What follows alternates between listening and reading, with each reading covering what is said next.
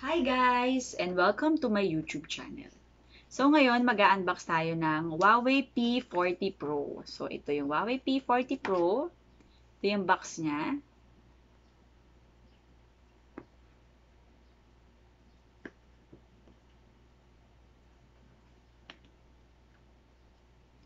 So ang napili nating color ay Deep Sea Blue. Bago tayo mag-unbox, please don't forget to subscribe and tap the bell button to keep you updated on my latest video. So mag-unbox na tayo. Tanggalin ko na yung box. So sa loob, merong isang phone built-in battery. Meron siyang injector tool.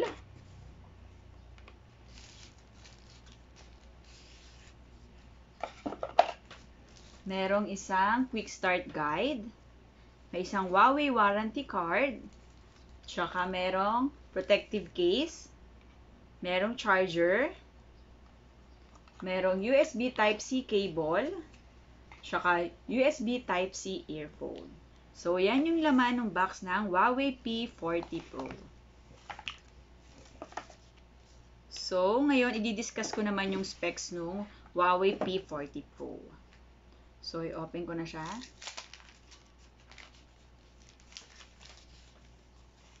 So, ito na. Yung size niya, yung width niya is 72.6 mm. Yung height niya is 158.2 mm. And yung depth niya is 8.95 mm. Tapos yung color niya is Deep Sea Blue. Ito, maganda yung color niya.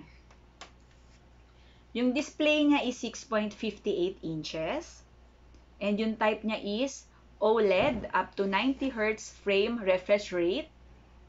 Yung resolution niya is 2640 by 1200 pixels. Tsaka ano siya, splash resistant, water resistant, and dust resistant, IP68. Yung processor naman ng HUAWEI P40 Pro is Kirin 995G. CPU niya is Octa-core, 2x cortex A76 base, 2.86 GHz plus 2x cortex A76 base, 2.36 GHz plus 4x cortex A55 195 GHz.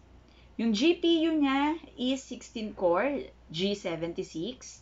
And yung NPU niya, yung Neutral Network Processing Unit niya is Dual Big Core plus Tiny Core.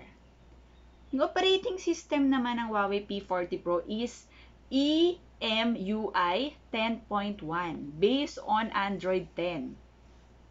Tapos yung memory niya is 8 GB RAM plus 276 GB RAM. External memory support niya is NM SD card up to 276 GB. Tapos yung camera naman niya, so ito yung camera niya. Yung camera niya, yung rear camera niya is, ito sa gitna, is 50 MP Ultra Vision camera. 1 by 1.28 inches Ultra Vision sensor. Red, yellow, yellow-blue color filter array. Octa-PD Autofocus, take in massive light and detail for super clarity. Ito namang sa baba, 2 MP Telephoto Camera, 5x Optical Zoom 2, 10x Hybrid Zoom 3, and 50x Max Zoom Meet the Unseen Details. And yung ito namang sa taas is 40 MP Ultra-Wide Cine Camera. 1 by 1.54 inches sensor, ultra-low light video, ultra-slow motion video, and telephoto video. Tapos ito namang sa baba, meron siyang ito, 4K time-lapse video, cinematic video camera with multiple features. 3 depth sensing camera, real-time depth detection, and create professional level effects. So, ang ganda talaga nung camera ng HUAWEI P40 Pro. Lalo na quad-core yung camera niya na. Yung zoom mode niya is digital zoom, optical zoom, and hybrid zoom. Yung video recording niya naman, support for 4K, 3840 by 2160 pixel. Video recording, image resolution niya support up to 8192 by 6144 pixel. Video resolution niya is support up to 3840 by 2160 pixel. So, ito yung sa likod na camera. So, ito naman sa front camera naman niya.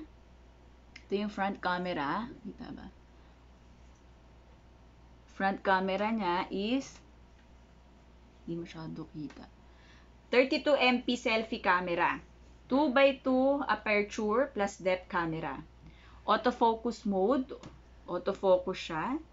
Video recording support for 4K.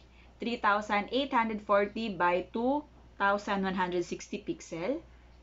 Image resolution niya support up to 6528 by 4896 pixel. Video resolution niya support up to 3840 by 2110 pixel. Yung depth camera niya also support face unlock with IR. So, yung battery naman niya is 4,200 milliamp. The battery rated capacity is 4,100 milliamp. This capacity is the nominal battery capacity. The actual battery capacity for each individual phone may be slightly above or below the nominal battery capacity. Non-removable battery. Removing the battery may cause damage to the device. To replace or repair the battery, please visit an authorized Huawei service center. So, recharging naman niya, Huawei Supercharge, maximum of 40 watts. Huawei Supercharge cable and charger is required.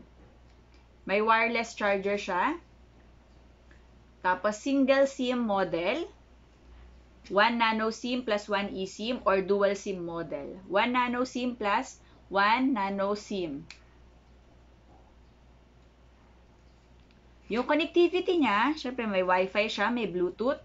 Yung data cable port niya, USB Type-C, USB 3.1 Gen 1. Ear jack niya, USB Type-C, ear jack, and PC data synchronizations.